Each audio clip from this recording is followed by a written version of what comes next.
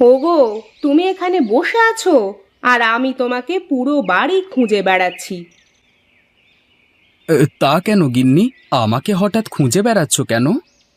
বেলা তো কম হলো না, সেই সকালবেলা না খেয়ে বেরিয়েছো, মুখে এক ফোঁটা জল দাওনি। এবার এসো, এসে দুটো খেয়ে যাও। খেয়ে যাব? কিন্তু রান্না করেছো? সকালেই তো বললে ঘরে নাকি কোনো বাজার সদাই নেই, কিন্তু এখন আবার বলছো ভাত খেয়ে যেতে। হ্যাঁ, তাই তো বলছি। তবে ঘরে অল্প কিছু চাল কোণে পড়েছিল, সেগুলোই রান্না করেছি। এবার তুমি এসে খেয়ে যাও তো দেখি। আচ্ছা, চলো চলো, আমারও যে খুব খিদে পেয়েছে। এই লালু, তুই এখানে বসে বসে ঘাস খা, আমি গিয়ে কটা ভাত খেয়ে আসি। তারপর বিকেলের দিকে তোকে মাঠে চড়াতে নিয়ে যাব। জানিসই তো, তোকে আমি ওই মাঠের ঘাস ছাড়া আর কিছুই খাওয়াতে পারবো না, কারণ আমার সংসারই যে চলে না। সেখানে আমি আবার তোকে কিভাবে খাওয়াবো বলতো? ওই ঘাসই যে তোর একমাত্র সম্বল, ওই ঘাস খাইয়েই তোকে আমি বাঁচিয়ে রাখবো। হয়েছে হয়েছে, গরুর সাথে এত কথা বলতে হবে না। এবার একটু জলদি করে এসে খেয়ে যাও, হাঁড়ি পাতিলগুলো মাজতে হবে তো। আচ্ছা চলো গিন্নি, দুটো খেয়ে আসি।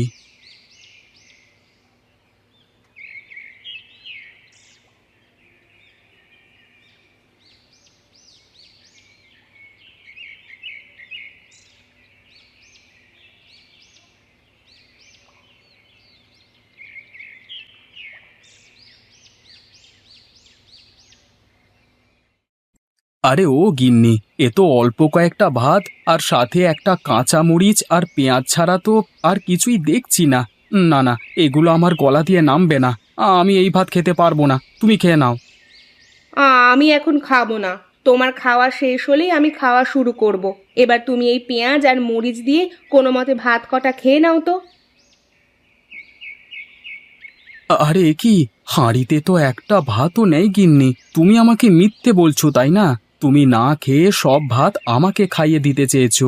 না না, এই ভাত আমি আর খাবো না। তুমি না খেয়ে থাকবে আর আমি খেয়ে থাকবো, এটা তো আর হতে পারে না। আমাকে নিয়ে তুমি অত ভেবো না গো। ঘরে যে চাল ডাল বলতে কিছুই নেই। এদিকে আজ কতদিন ধরে তোমার কাজ কামও তো সব বন্ধ। এভাবে কি আর সংসার চলে বলো? ঘরের কোণে যে কটা চাল পেয়েছিলাম, সে কটা চালের ভাত রান্না করেছি। এবার তুমি খেয়ে নাও, আমাকে নিয়ে তুমি ভেবো না। আমি অন্য একটা ব্যবস্থা করে নিব। না গিন্নি না, তুমি এই ভাত কাঁচা মরিচ আর পেঁয়াজ দিয়ে খেয়ে নাও, আমি বাজারে গিয়ে খেয়ে নেব। বাজারে গিয়ে খেয়ে নেবে মানে কি? তুমি বাজারেই বা কেন যাবে শুনি? তোমার পকেটে তো কোনো টাকা কড়ি নেই, তাহলে বাজারে গিয়ে করবেটা কি শুনি? আমি বাজারে গিয়ে লালুকে বিক্রি করে দেব। এখন তো আমার জমিতে কোনো কাজ কাম নেই যে লালুকে দিয়ে লাঙল চাষ করাবো। এভাবে লালুকে না খাইয়ে আবার বসিয়েও রাখতে পারবো না, তাই আমি আজই লালুকে বাজারে নিয়ে বিক্রি করে দেব। এরপরে যে টাকাটা পাবো, তাই দিয়ে কোনো একটা ব্যবসা বাণিজ্য শুরু করব। তাই বলে তোমার প্রিয় গরু লালুকে বিক্রি করে দেবে? ওগো, না না, আমার মন যে একেবারেই সায় দিচ্ছে না। তোমার মন সায় না দিলেও আমার মন যে সায় দিচ্ছে। পেটে যদি দানা পানি না পড়ে, তাহলে ওই গরু রেখে লাভ কি বলো? সে ঠিক আছে, তুমি যেটা ভালো মনে করো তাই করো। এতে আমি তোমাকে বাধা দেব না।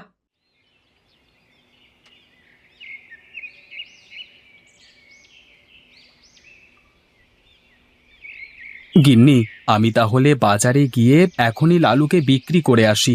আর শোনো, তোমার কোনো কিছুর প্রয়োজন হলে আমাকে বলো, আমি আসবার সময় তোমার জন্য নিয়ে আসবো। না না, আমার জন্য কিছুই আনতে হবে না। গরু বিক্রি করে যাতে তুমি সুস্থ সবল মতো বাড়ি ফিরে আসতে পারো, সেটাই কামনা করি। আচ্ছা ঠিক আছে, আমি তাহলে আবার বাজারে গেলাম।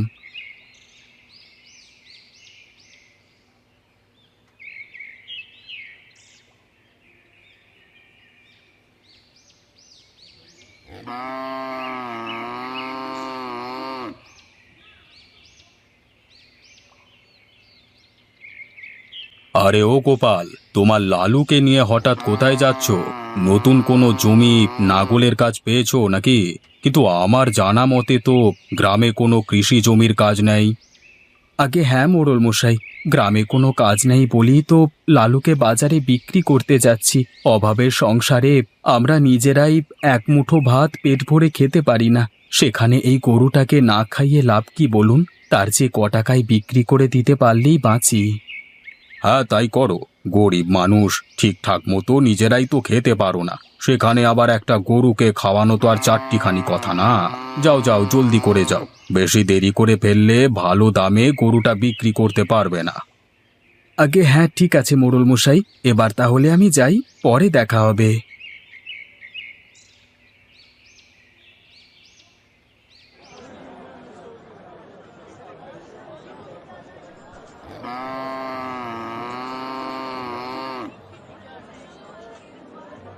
আরে এই গরুর দাম কত? দেখি তো বেশ মোটা সোটাই মনে হচ্ছে।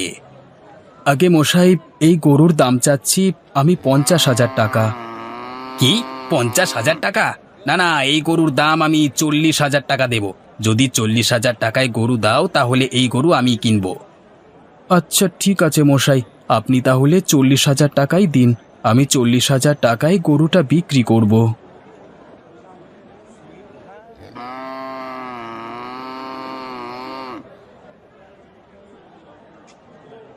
ভালো থাকিস লালু, আজ অভাবের সংসারের কারণে তোকে বিক্রি করতে বাধ্য হলাম। তুই শুধু একটা গরু ছিলিস না, তুই আমাদের পরিবারের একটা সন্তানের মতো ছিলিস।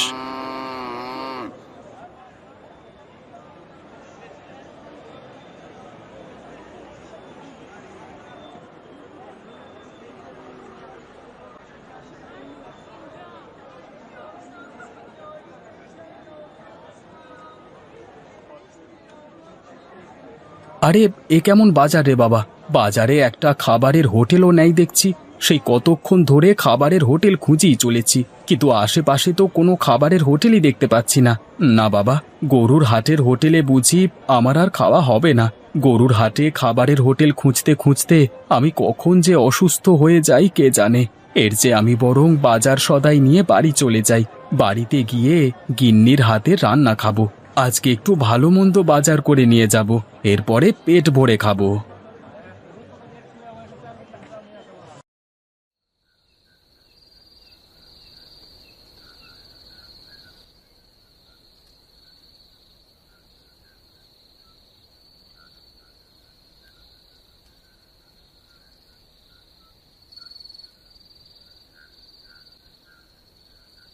আরে ওগো, তোমার আবার কি হলো? কি এত চিন্তা করছো খেতে বসে? খাওয়ার সময় জানো না চিন্তা করতে নেই? আরে গিন্নি, আর বলো না, গরুটা তো বিক্রি করে দিলাম, এখন এই টাকাগুলো কি করব সেটাই তো বুঝতে পারছি না। কি আর করবে, এই টাকাগুলো দিয়ে তুমি একটা ব্যবসা দিবে। দেখবে, একবার তুমি এই ব্যবসায় সফল হয়ে গেলে আমাদের সংসারে আর কোনো অভাব থাকবে না। কিন্তু গিন্নি, কিসের ব্যবসা করব সেটাই তো খুঁজে পাচ্ছি না। কেন গো, তুমি না বললে আজ গরুর হাটে নাকি তুমি খাবারের একটা হোটেল কোথাও খুঁজে পাওনি? হ্যাঁ, তা তো তোমাকে এসেই বলেছি। তাহলে আজ থেকে তুমি ওই গরুর হাটে একটা খাবারের হোটেল খুলে ফেলো। দেখবে, অনেক মানুষ গরু কিনতে এসে তোমার হোটেলে পেট ভরে খেয়ে যাবে। আরে বাহ গিন্নি, তুমি তো খুব ভালো একটা ব্যবসার কথা বললে। আমি কাল থেকেই গরুর হাটে একটা ভাতের হোটেল খুলে ফেলবো। তবে একটা কথা গিন্নি, তুমি কিন্তু আমাকে রান্নাটা ভালো মতো শিখিয়ে দেবে, হ্যাঁ? ও সব নিয়ে তুমি একদম চিন্তা করো না, তুমি শুধু হোটেলটা খুলে ফেলো। বাকি যা যা কাজ করা লাগে সব আমি তোমাকে শিখিয়ে দেব।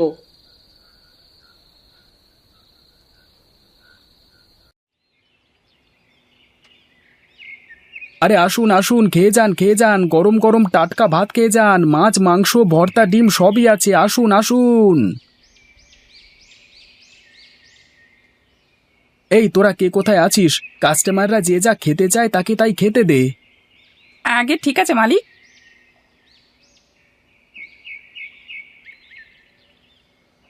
এই ভাত আছে ভাত আছে ভাত আছে, খেয়ে যান, গরম গরম ভাত আছে, আসুন আসুন, গরম গরম ভাত খেয়ে যান।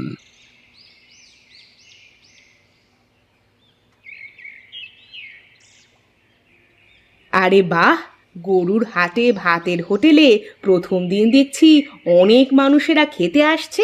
এভাবে চলতে থাকলে তো আমরা খুব দ্রুত ব্যবসায় লাভ করতে পারবো। তা আর বলতে হয় গিন্নি, এসবই তোমার বুদ্ধি বলে কথা। দেখো গিন্নি দেখো, তোমার কথা মতো গরুর হাটে ভাতের হোটেল খোলার প্রথম দিনই কত লোকেরা খেতে এসছে।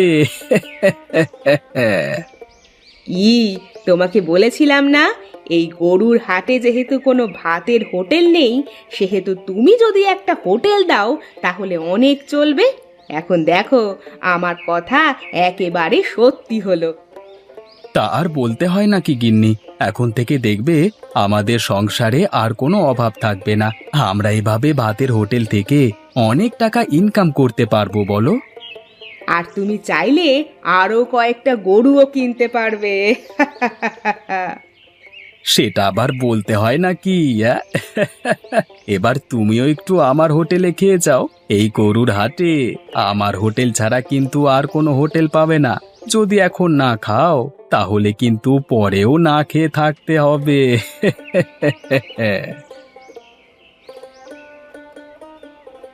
এই কথা শুনে গোপালের বউ হেঁটে হেঁটে গোপালের দোকানে গিয়ে বসলো। গোপালের কর্মচারী এসে গোপালের বউকে খাবার খেতে দিল। এদিকে গোপাল দাঁড়িয়ে দাঁড়িয়ে আরো লোককে হোটেলে খাবারের জন্য ডাকতে লাগলো। তার ডাক শুনে কয়েকজন গরু ছাগল নিয়ে চলে যাবে, আবার কয়েকজন গরু ছাগল রেখে খাবার খেতে তার হোটেলে আসবে।